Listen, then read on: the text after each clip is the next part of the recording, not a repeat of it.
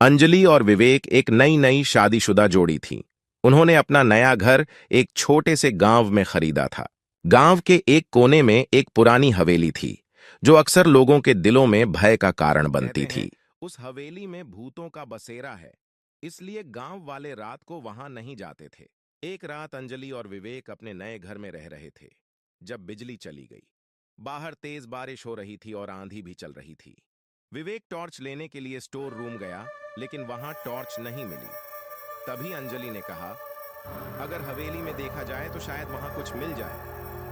विवेक ने पहले मना किया, पर फिर दोनों ने सोचा, केवल एक टॉर्च लेने जाने में क्या बुराई है। दोनों ने हवेली की तरफ रुख किया।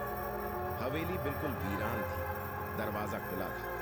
अंदर कदम रखते ही उन्हें एक अजीब सी ठंडक महसूस हुई। दीवारों पर पुरानी तस्वीरें लटकी थीं और हर तरफ धूल मिट्टी थी। जब वो एक कमरे में पहुंचे, तो उन्हें एक पुराना संदूक मिला। विवेक ने संदूक खोला और उसमें एक पुरानी टॉर्च और एक डायरी थी। डायरी देखकर विवेक ने कहा, चलो इसे घर ले चलते हैं। घर लौटकर उन्होंने डायरी पढ़ना शुरू किया। डायरी एक औरत के नाम से थी, जिसका नाम राधिका था।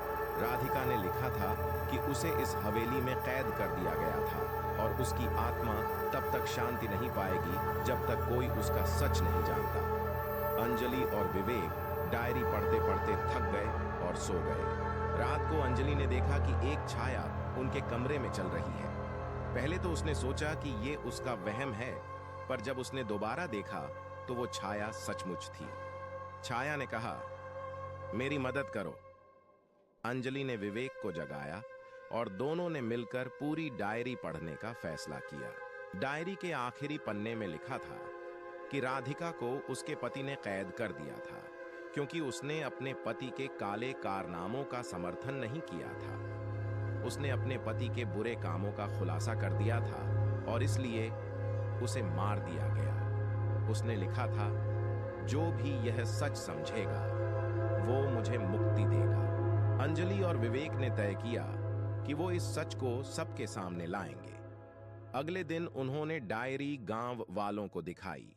गांव वालों ने राधिका के पति को पकड़ लिया और उसके बुरे काम सबके सामने आए। राधिका की आत्मा को शांति मिली और उस दिन के बाद से हवेली से कोई आवाजें नहीं आईं। अंजलि और विवेक ने देखा कि कभी-कभी सच को सामने लाना जरूरी होता है, चाहे वो कितना ही भूतिया क्यों ना लगे।